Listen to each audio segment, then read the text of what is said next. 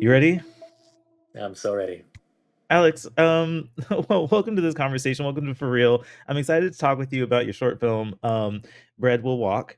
But you just mentioned that you have a love for a movie that I also have a love for, and I think we should start there. Talk to me about Fellowship of the Ring. Where do I start? This film has marked us on so many levels.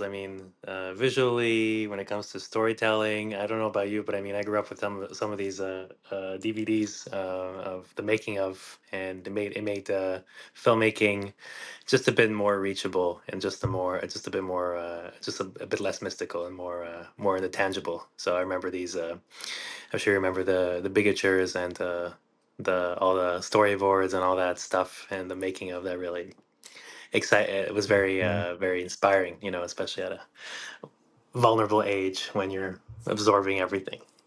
Absolutely. Lord of the Rings was really kind of my gateway into my love for film. It was just so interesting how great storytelling could also be so epic. And of course, like you mentioned, just being at an impressionable age and taking in the spectacle of it, but also really connecting with those characters and being along for the journey. Yeah, and then it all started with Fellowship of the Ring. So it's interesting that that's the Fellowship of the Ring kicks off an incredible trilogy, and it really is also the start of my interest in film that got me here. So like Yeah. I'm happy that it also landed with you in such a positive way. Let's talk about Bread Will Walk. When it comes to traditional zombie movies, we think of like the zombies or the things that have been infected as the danger, when it actually is quite interesting in this movie how it turns out, like in this case, the people can be the danger and the people who aren't infected can be the danger. And the absurdist component of it is so fascinating with the art style, which is kind of what I want to get into. Tell me about the style of this film and creating this animated movie. Of course, yeah. So essentially, the main hope is to collaborate with your audience, right? So in animation, you're sort of outsourcing on the mind of your viewer to connect the dots and create motion, and not only motion but also embedded symbolics and meaning. You map the meaning with the audience. So there's a collaboration as opposed to, well, it happens of course in live action too, but fundamentally the practice it's very different. Live action is this flux of abundance. You live in a world where everything's in motion and you're documenting something, and it's kind of like you're curating a singular view on a world of abundance. In animation, you gotta make that. You gotta ask yourself why, but you also have to think of how. So you have to actually build the stuff bottom up. And in that process, the style it really carves out of that collaboration. In our case here, we had we start off as a graphic novel that had its storyboard if defined ahead of time. It was called the Walking Bread Pandemic. That was before the pandemic, so it was a unhappy coincidence. But it was published somewhere around 2020, 2019. But the whole storyboard was pretty much defined, and it was about editing it up from 110 page to a film that would end up being around 11 minutes. But all these shots and these settings were defined. The question mark was how do you go from one shot to the other, and that's where the animation came in. And we developed this idea of having no cuts, so everything just transitions with animation from one frame to another, and this very like claustrophobic, almost like a wrapping around the characters, where there's this skin of like buildings and people, and it's all very elastic, and it's just kind of conspiring against them from the beginning to the end of the film. So it was really almost like a mole in a tunnel, right? So it's this kind of this idea of like digging through a tunnel of like urban backdrops and the hungry mob, and going after them, and all the different stages, the seagulls, the rats, everybody kind of conspiring against them. How long did it take for you to make this short? Like, what was the production time here? So yeah, so the world building project took a decade. The actual film took 4 years. maybe a bit less, but roughly 4 years from beginning to end, where we adapted the that book Mhm. to make a film, and there's a lot of stages in animation. That goes from investigate to development, from development to production, from production to post production, and it's a big team, so things take their time. But yeah, it was it was gratifying for many very specific reasons. Like the whole model, we were trying to make this like dough ball approach where you collaborate with tool makers throughout the process. So there's a fast like a rapid prototyping mindset within a longer pipeline. So even though things are taking slow, there was a lot of exploration happening, and it was both part of the social media strategy and part of the production strategy to team up with tool makers and kind of be my own guinea pig in this experiment with tool makers. It certainly always just amazes me how much time a film takes to make and how many stages there are. And so that dedication to seeing it through to the end is incredible. Oh, look, we have a cameo. A little puppy here. Aw, so adorable. Yeah, What's your dog's name? Fiona. Fiona. Lovely, lovely. Nice to have a little guest in the interview. Um, I think I was reading a little write up about the short, and if I was reading through it, it sounded like one of the tools you were tinkering with in this project was AI and trying to use AI to see if that was a viable tool here. Tell me about your experience with AI and maybe a little about your feelings on AI and filmmaking and Yeah, the creative um, process. absolutely. I think well. So first of all, we did pull the plug. So eventually, we Hmm. chose not to use it. I think it was a good. It was a nice study case of someone who I draw a lot. It's very time consuming. So I was actually quite emphatically open to the idea of working a bit less. So you take someone who's clearly going like bring it on, bring the tools in. Let's see what we can do to take some of them with more repetitive work out of the author filmmaking pipeline. Because remind like we're it's really it's different from the industry in many ways. You're basically usually alone doing most of the core stuff, and so you had a case of someone who emphatically tried to see if they can make their lives easier, but eventually the product was inferior. So it was instead of starting off with like this fundamental rejection of it. I actively tried to make it work, and the more you're almost like bending to fit into these matrices, and kind of try to condense yourself to fit in that, and essentially on a broader level. When it comes to these prosthetics to your creative act, they're essentially uh, what I like to call it like a regurgitated statistic. So it's like you have the mapping of human behavior through different forms. We've done it for a while. A lot of organizations have been doing this. They map either literally maps or your consumer habits or the way you speak and stuff like that. And recently that data, that statistic is like looking back into us. It's like reversing. It's coming out, and with these prosthetics, what happens? And we had some experiments where, for example, you'd make something, but since your independent IP has very little real estate in the database for many reasons that are not democratic, like exuberant marketing budgets from bigger fish. Example, you want to make a mouse, and it's going to give you the Mickey Mouse, right? uh, what happens is that these prosthetics of your creative act like kind of start like softly censoring you because they're like you statistically ought to be saying this because of what was said prior, but you don't have the database.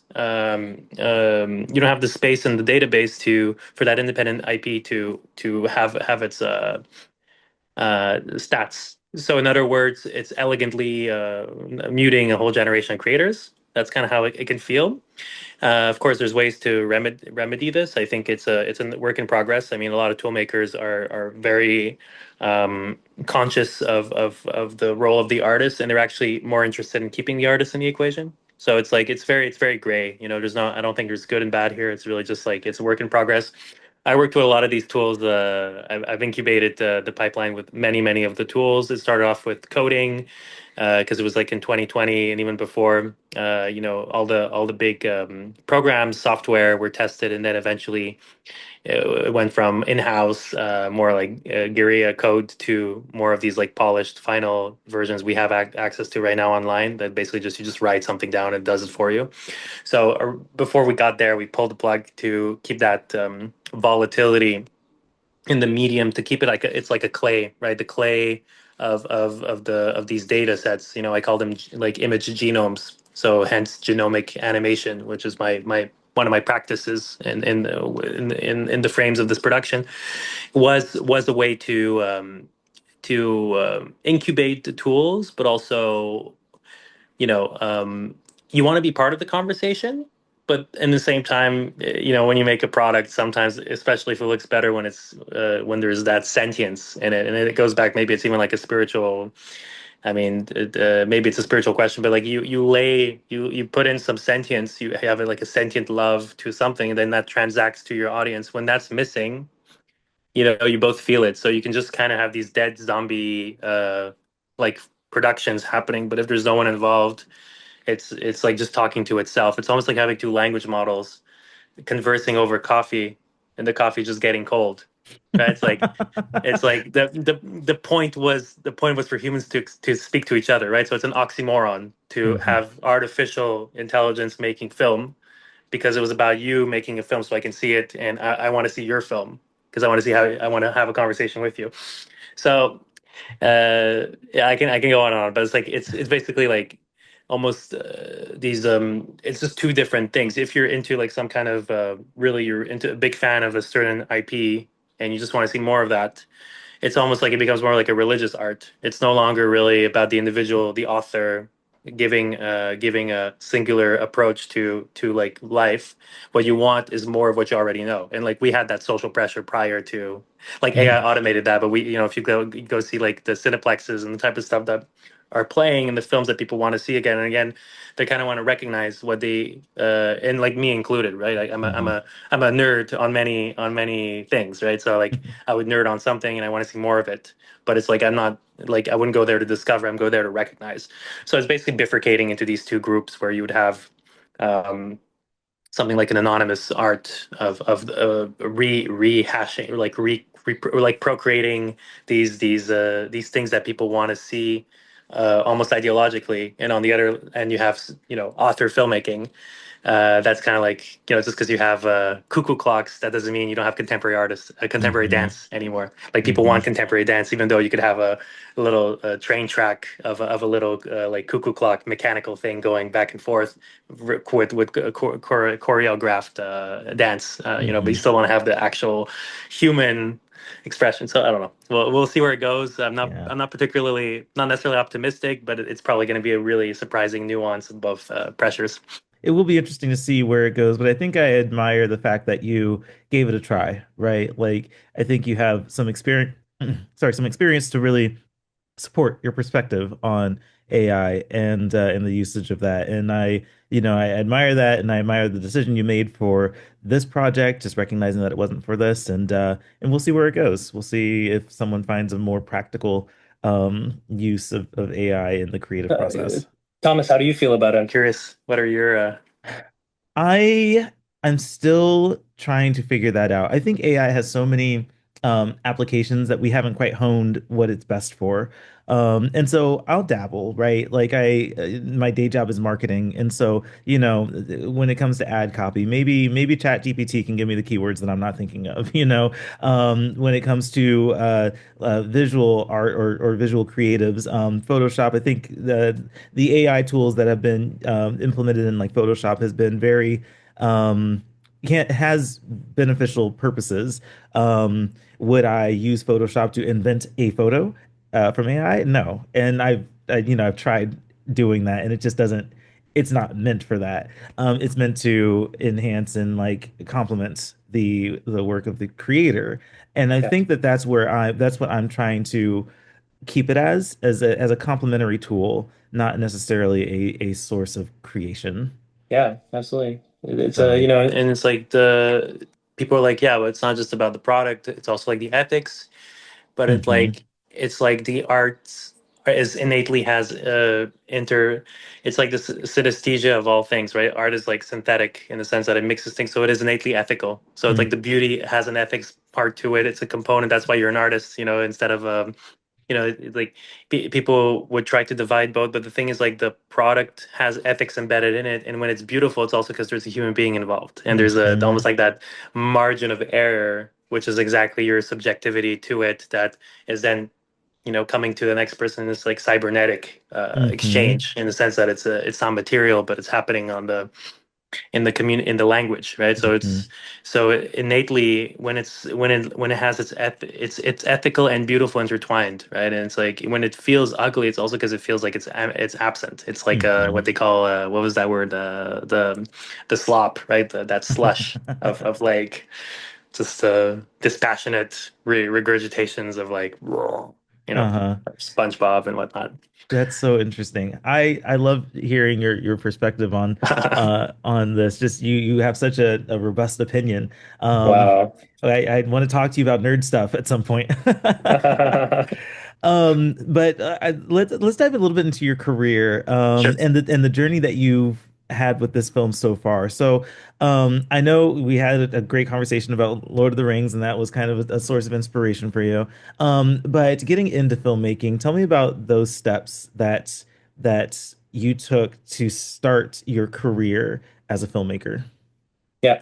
Yeah. So initially, my initial steps were in illustration, medical illustration. So I had a background in some medical illustration a long time ago. Eventually, I was more into the line work of it, just the beauty of the way things can be drawn, and I think the whole world was going through towards assets, so they were looking for like these more like color coded assets with a little less line work and more like a 360-degree informative thing that actually has a purpose instead of just so it's like what it started off as a love for that was mixed with also a background in did some marketing as well, and then eventually I discovered the animation through a program called the Hot House program at the Film Board, the National Film Board of Canada. That was 11, 12 years ago, and all these things culminated into this practice. Back then I used to call it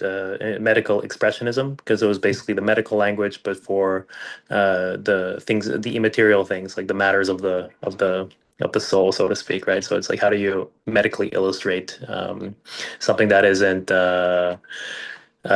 physical in the same sense. So, highly inspired by a lot of surrealist painters and artists in that field that kind of have that tension between technical language, but for poetry, right? So, Fritz Kahn is a big inspiration, and then essentially. Gradually the idea of a world building endeavor became more natural. When you make a film, usually it's like you throw it out there and you see what happens, but when you're building a world, suddenly the film becomes a window towards it, and it became more like a creative it was an invitation for a different level of creation when you can essentially build a world and start seeing your work as like hit and miss. So instead of having like one film, it's more like you have many versions of like many windows towards that world. You're never gonna make it. It's never gonna be right. But and then you can bring people in. Then it becomes a communal type of thing, and it just unlocks a lot of creative potential. So world building became more and more of a bigger part of that, and then the mill dot world became that idea, a bit like uh, Twilight Zone type of situation, or Mhm. like a Love, Death, and Robot situation, where you have like Yeah. an anthology of different anomalies that happen in the world. And then the Walking Bread was one of these many anomalies of that world building endeavor. Which And is so cool because that led to, of course, Bread Will Walk, which premiered at Cannes yep. Directors Fortnight, right? Which is so cool. And now it's here at the Vancouver Film Festival. Tell me about how these last few months have been with the start of the journey of this film to the world. Yeah, it's definitely a great bonus. I mean, that's really helped uh, uh, you know, have a clear metric of what we did right, what we did wrong, learn from it, and see the tangible results. So it was very encouraging, very surprising for me and I think the team. Because again, when you're working on these when you're working on a world, you would you learn to be patient and to kind of just have your roots in different fields, and it goes even into architecture, into all kinds of sectors, right? So it's film became one of the sectors of the artistic practice. There's music, there's live performances, and again, when you start feeling like you've documented that creative lifeline into like a document, for lack of better words, and that thing is appreciated by the festival circuit, that's like an extra like mega boost that will definitely hopefully help with making the next one, and just kind of keep that team alive, and that kind of Yeah. stuff. Yeah, that's awesome. And I'm happy that it's here in Vancouver and that I have a chance to Yeah. talk with you. Do you have a hard stop time? Is there a time that you need to cut out? No, I'm Okay, you're not sure how good. long you wanted it on the schedule. Said 3 hours, but I imagine it's not. We're not going No, to do it's it. not three Okay, hours. good. No, I just kind of I want to know more about you and your interests in film. Sure. What have you been watching this year? What's been the movies that you've been thinking most about that you've seen this year?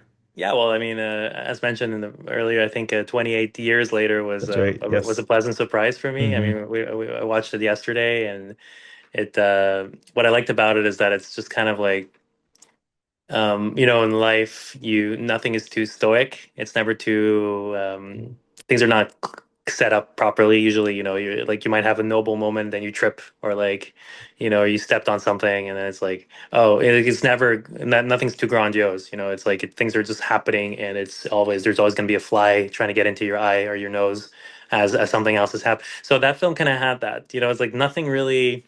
It's just things would stumble from one thing to another, and I really like that. It's like it wasn't particularly comedic, Hmm. but it was definitely like deranged in a good way. Like it was like just kind of like like there was an itch that I think Danny Boyle was trying to scratch from the beginning to the end of the film. He never really fully scratched it, but you kind of felt Hmm. like we were looking for something, and there was as he would go through, like there was dust. And no one bothered to clean it up. Like there's something about that in the process. And I mean, I was thinking about a lot of films like that I love.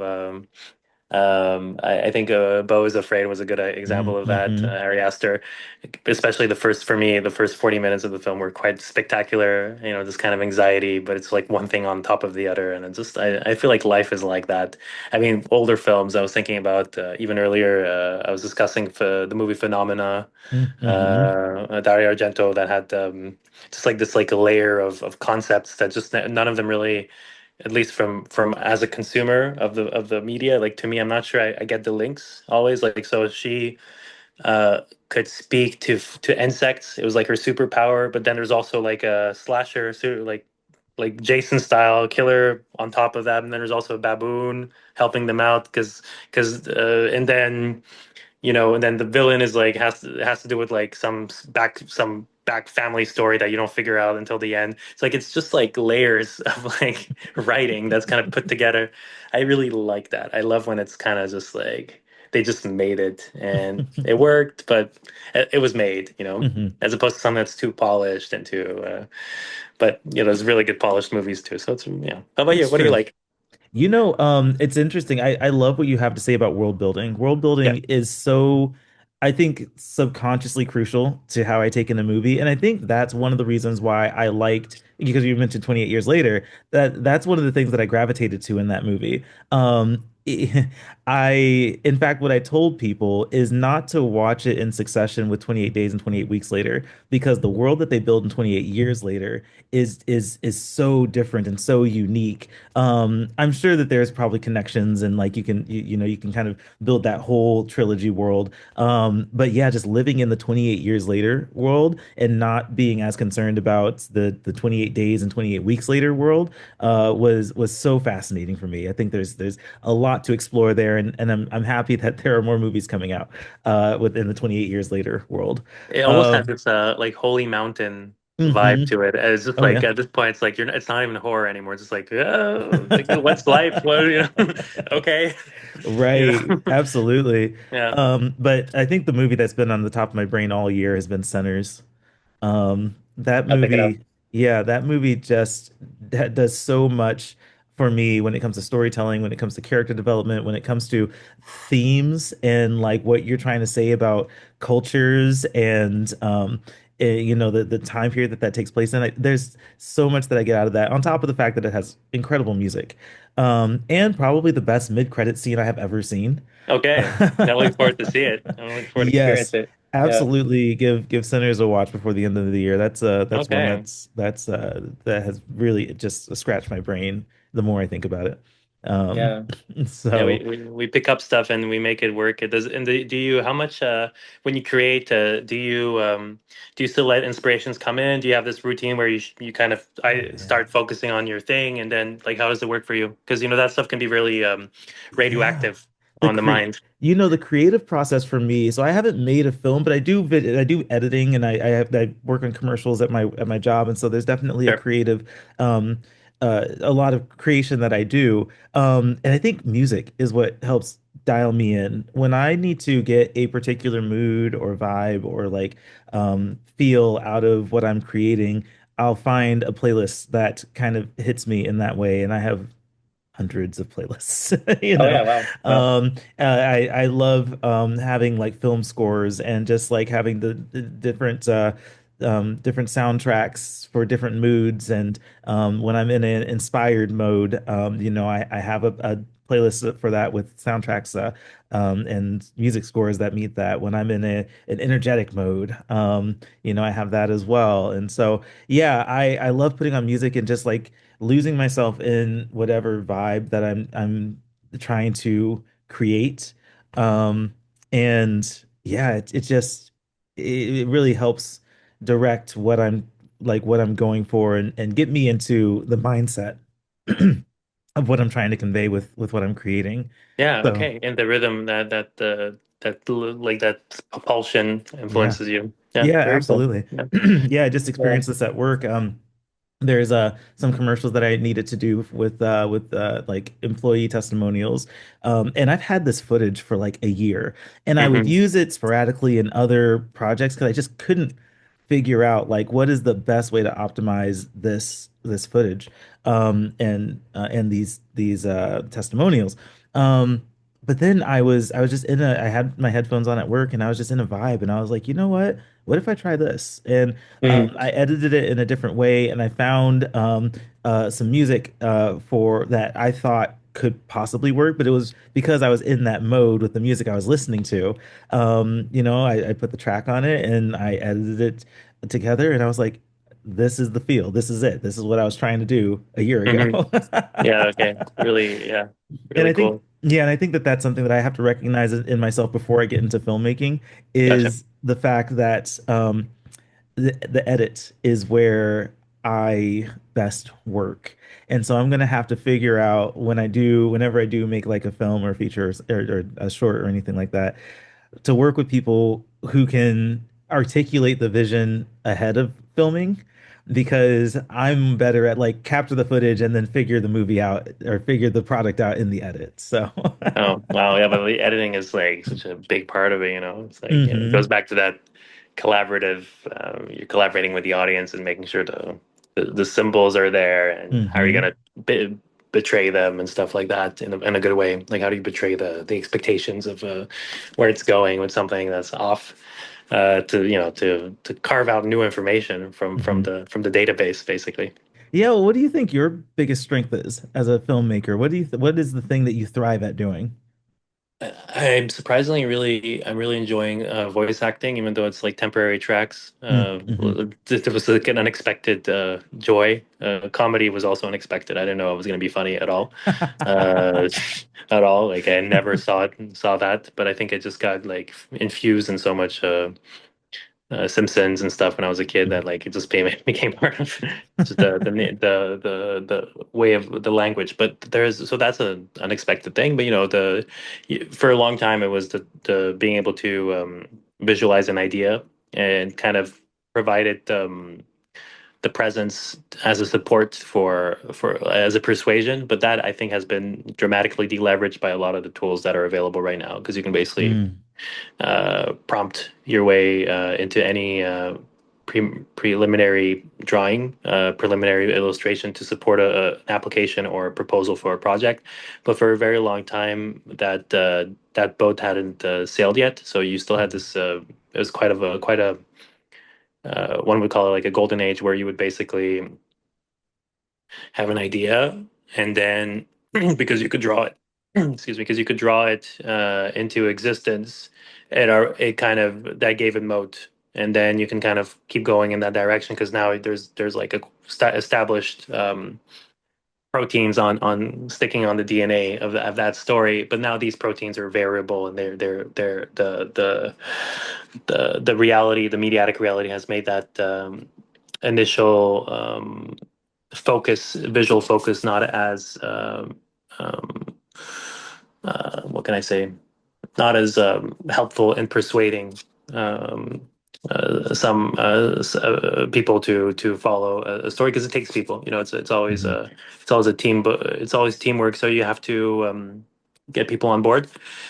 But for a long time, to go back to your question, that ability to just quickly communicate things visually was quite a good way to just get the weird ideas in, because like something that might not work, but like, oh, actually it's yeah, it's that mise en scène like makes this work in this moment. And so yeah, I feel like that thing, I'm really excited every time I see that in other filmmakers as well. I think it's still there. It's just that there's more there's just more distraction now, because you can always kind of just go back to, like, you can kind of summon the collective subconscious of how something must look based on what was done prior. But yeah, if I can open parentheses, but like, when we made the graphic novel, like, I surprised myself mhm, looking into the most recognizable graphic novel covers, and kind of learn from these compositions. Not maybe not always because it was my taste, but because that was the thing that people knew. And this is something you can play with as a medium to then betray it, right? As a creator, you can kind of play. So I'm thinking of, like, the first Spider-Man, he's kind of going like this. So it's like these codes in the language that are kind of floating like a virus, like between people, like this language from outer space, uh, and roaming in the collective subconscious, and that has been like automated by some of these tools that are currently available. But mm, yeah, so mhm, I think that would answer your question. Just figuring out how to use these ingredients and making something out of it. Yeah, like a mhm. cook, like a pastry. Absolutely. Man, I could talk with you for a long time. I'm really enjoying this conversation. That's a I pleasure. I do have to bring it to a close, but I think I want to end with this question is so Sure. as people watch Bread Will Walk, if you happen to be eavesdropping on reactions from people, what would be the most satisfying reaction that someone can give after seeing this movie? Well, definitely, I have to mention that I think that the overall, like, I like it when people laugh at it. That's one thing, and I also love the idea when people like just kind of like, huh. Then it made me think about some of the other things that could have happened in the other neighborhoods and stuff like that. Character building is really at the Mhm. core. Yeah, very cool. Very cool. Alex, this has been wonderful. We should do this again, okay? Your So, pleasure. I'm gonna connect with you. Thank you so much for this. And of course, I'll be sharing about Bread Will Walk and following your career, dude. I can't wait to see what else you have going on. One ring to rule them all. One ring to rule them all, one ring to find them, one ring to There name you them all, and then the darkness find them. go. I love it. All right, Perfect. Alex, thank you. Okay.